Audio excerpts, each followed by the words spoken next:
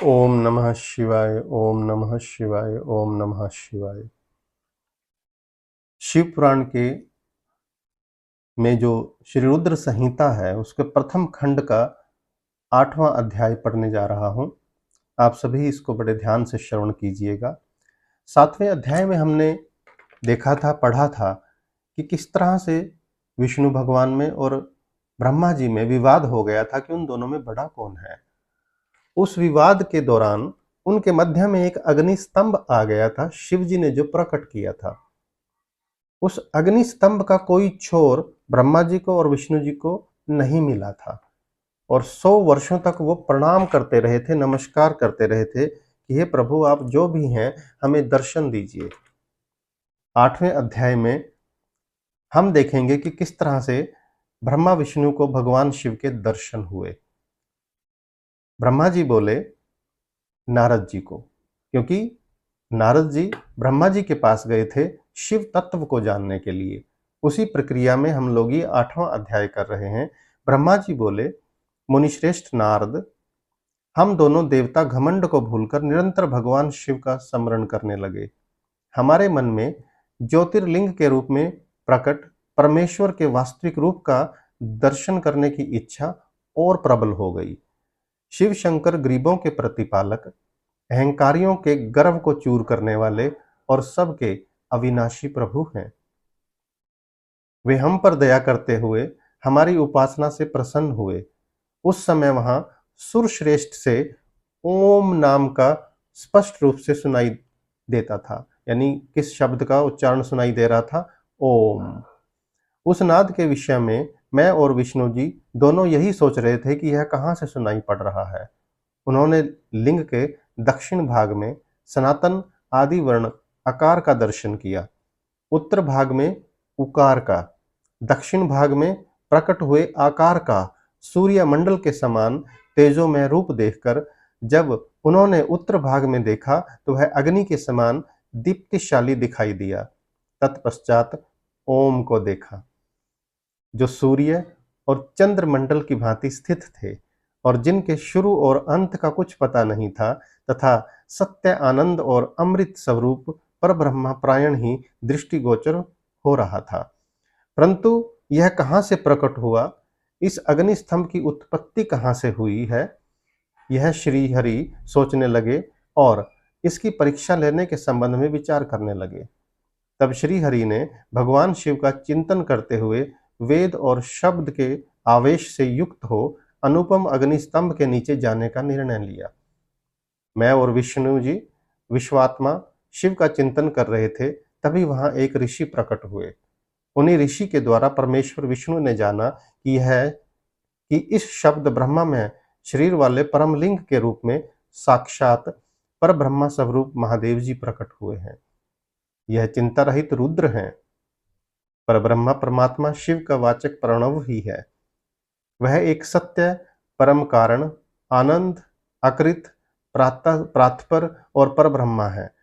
प्रणव के पहले अक्षर आकार से जगत के बीजभूत अर्थात ब्रह्मा जी का बोध होता है। यानी वहां जो अक्षर थे उत्तर, पूर्व, दक्षिण, पश्चिम में, उनसे क्या क्या था देखिए।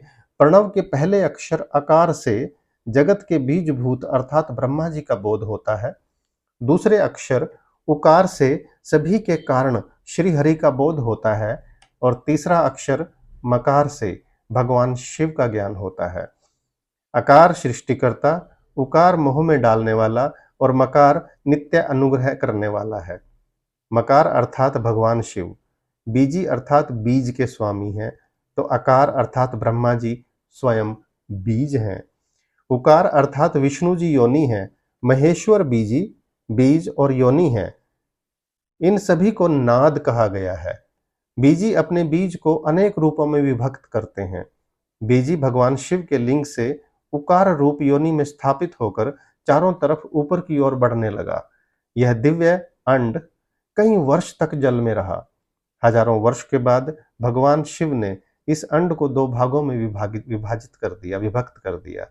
तब इसके दो भागों में से पहला सुवर्ण में कपाल ऊपर की ओर स्थित हो गया, जिससे स्वर्गलोक उत्पन्न हुआ, तथा कपाल के नीचे के भाग से 5 तत्वों वाली पृथ्वी प्रकट हुई।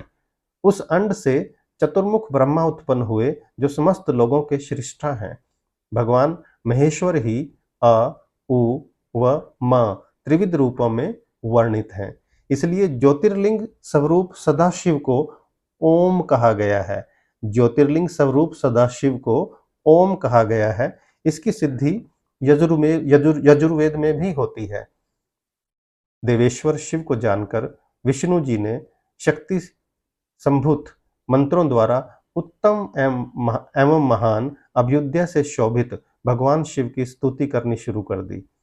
इस समय मैंने और विश्व पालक भगवान विष्णु ने एक अद्भुत व सुंदर रूप देखा, जिसके 5 मुख, 10 भुजा, कपूर के समान गौरवर्ण, परम कांति में अनेक आभूषणों से विभूषित, महान उदार, महावीर्यवान और महापुरुषों के लक्षण से युक्त था, जिसके दर्शन पाकर मैं और विष्णु जी धन्य हो गए। तब परमेश्वर महादेव भगवान प्रसन्न होकर अपने दिव्यमय रूप में स्थित हो गए। यानी तब जाकर भगवान शिव ने उनको दर्शन दिए। आकार उनका मस्तक और आकार ललाट है। इकार दाहिना और ईकार बायां नेत्र है। उकार दाहिना और उकार बायां कान है। रीकार दायां और रीकार बायां गाल है। री रीम उनकी नाक के छिद्र हैं।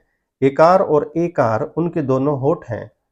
ओमकार और ओकार और औकार उनकी दोनों दंत पंक्तियां हैं।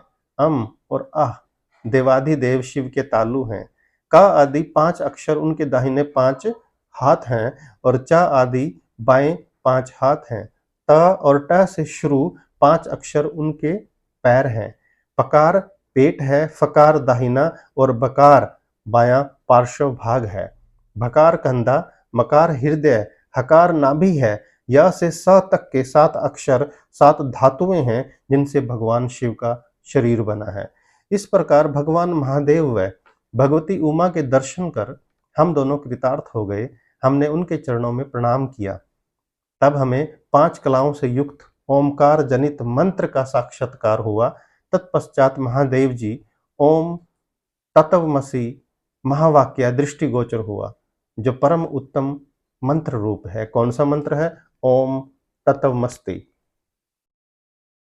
ओम तत्वमसि, जो परम उत्तम मंत्र रूप है। इसके बाद धर्म और अर्थ का साधक बुद्धि स्वरूप 24 अक्षरीय गायत्री मंत्र प्रकट हुआ, जो पुरुषार्थ रूपी फल देने वाला है।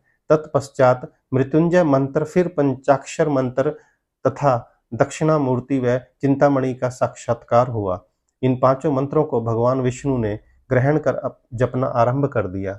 ईशों के मुकुट मणि ईशान हैं, जो पुरातत्व पुरुष हैं, हृदय को प्रिय लगने वाले, जिनके चरण सुंदर हैं, जो सांप को आभूषण के रूप में धारण करते हैं, जिनके पैर व नेत्र सभी होर हैं, जो मुझ ब्रह्मा के अधिपति, कल्याणकारी तथा सृष्टि पालन एवं संहार करने वाले हैं।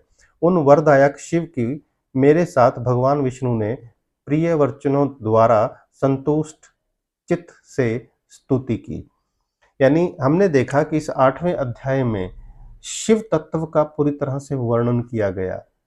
किस किस अक्षर से उनके कौन कौन से अंग बने हैं और उनका क्या महत्व है, इसको बताया गया।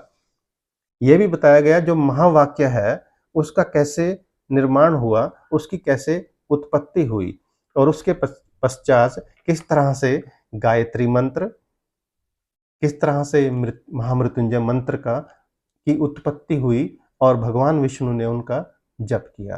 तो मुझे उम्मीद है इस शिव तत्व को आप सभी जानने और समझने में सफल हुए होंगे। अगले अध्याय में हम पढ़ेंगे कि कैसे देवी उमा और भगवान शिव का जो प्राकट्य हुआ और उन्होंने कैसा उपदेश दिया। हर हर महादेव, हर हर महादेव, हर हर महादेव।